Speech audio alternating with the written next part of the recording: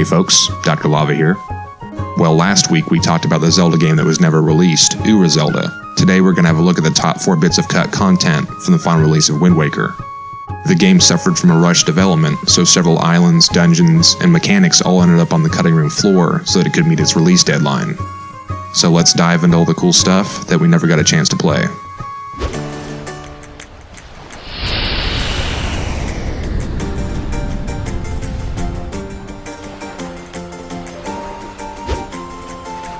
Concept art for 2 additional islands can be found in Hyrule Historia, the first being Stovepipe Island, an island of steam and smoke. The island looks to be pretty big, as you can make out at least 6 or 7 houses, a hot spring lake, and the notes say that on the backside, there's a cave to explore. There's a road that leads from the village up to the summit, and once you made the plunge, you could explore the inside of the volcano as well. The notes also make reference to there being a number of NPCs who live on the island, so presumably there would be some quests, or at least a shop or 2. If it wasn't the time crunch, maybe the reason it was omitted from the final release of the game was because its inhabitants all like tobacco, and when was the last time you saw an NPC lighting up for a nicotine fix in a Nintendo game? Regardless, it's a real shame Stovepipe was cut, because after Windfall and maybe Outset, it looks like it could have been the most populated island in the game. GC or GameCube Island can also be found in the Hyrule Historia. Even if the island was larger than the art suggests, I'm not really sure what could have been done with it. So it's probably for the best that Nintendo repurposed this concept for DS Island in Wind Waker's direct sequel, The Phantom Hourglass, as the DS's shape lends itself a little better to the idea of being an island. Before we move on though, let me just say that I really would have loved more islands in this game. For me, sailing, exploring the vast seas, and finding new islands was the most fun thing about Wind Waker, so I really just would have loved more. And 64 is just a much better number than 49. There's one early mechanic for the game that I wish had made it into the final build, which would have given Link access to more locations under the surface of the ocean. In Wind Waker's release version, the only underwater locale is Hyrule Castle. But as we can see from this concept art in Hyrule Historia, Link was going to be able to make his way below the ocean's surface and explore even more of Hyrule's flooded landscape. Possibly by using a magic fishing hook, or more likely, it would have been with a portal, like we ended up with in the release version. It doesn't look like we're ever going to get full access to Hyrule, but this mechanic would have allowed us to explore small pockets of the Underwater Kingdom. According to the Historia, fishermen would be scattered throughout the Great Sea, and when you were ready to return upwards, you just tug on a fisherman's hook, and he'd yank you back up to the surface.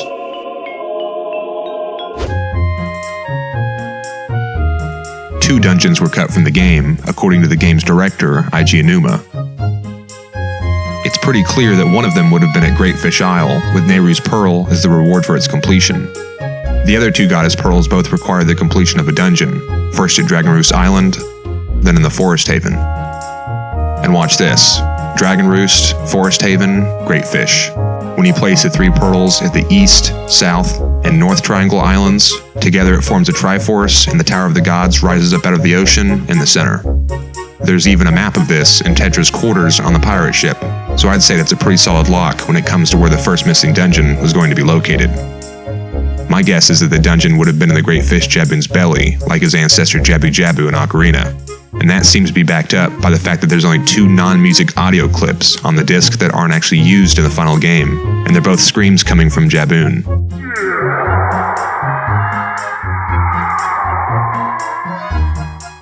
Possibly that's the sound he'd make when he jumped down his throat, or maybe when your sword struck a nerve inside his belly or something. But what about the other cut dungeon? I'm almost positive it was meant to be inside the ghost ship, and here's my reasoning.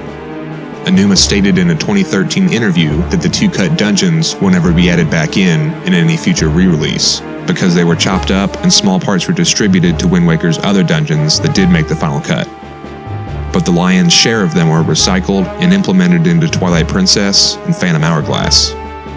Well, Phantom Hourglass had a ghost ship of its own, and it was the game's 5th dungeon. What's more, there was a lot of importance placed on Wind Waker's ghost ship, with it having its own chart dedicated to it, and several islands' only purpose in the game being that the ghost ship shows up there on particular nights. So for it to end up as just a single room, with a few enemies and one of the game's 8 Triforce shards, seems kind of anticlimactic. So most likely, the ghost ship was going to have a much larger interior constituting the other missing dungeon, and only in a late stage of development had to be scaled back due to the game's time constraints.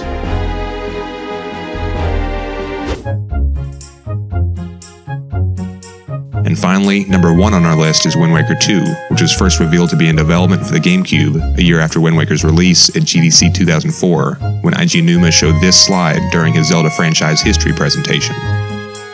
In 2017's hardcover publication, The Legend of Zelda Arts and Artifacts, an interview is included with longtime series artist Satoru Takizawa, who explains that they had begun the initial steps towards creating Wind Waker 2, which would have taken place in a more land-based setting, rather than on the sea, so that they could have Link gallop across the land on a horse. Sounds a bit like the ending to that movie Waterworld to me, which was probably the greatest movie ever made. In fact, Wind Waker on the whole was kind of a video game adaptation of the film Waterworld.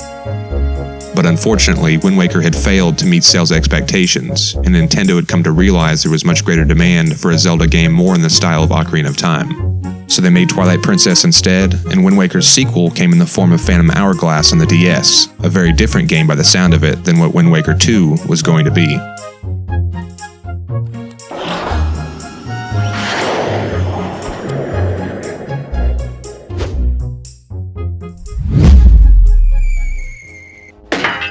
There were more ideas and even code that didn't make it into the final release of Wind Waker, like the water boots that allows you to sink underwater, Link aging gradually into an adult over the course of the game, and even 2 extra sails called the Zora and Tingle sails whose utility is completely unknown. But those topics have been done to death elsewhere despite there not being much information available, so rather than dwell on them with rampant speculation, I'll just give them this honorable mention and wrap things up. Let me know in the comments what games you'd like to see featured next, and subscribe if you'd like to see more videos about Nintendo's cut content. If there are any corrections that need to be made, I'll include them in this video's description, along with all my sources. Okay, thanks for watching. See you next time.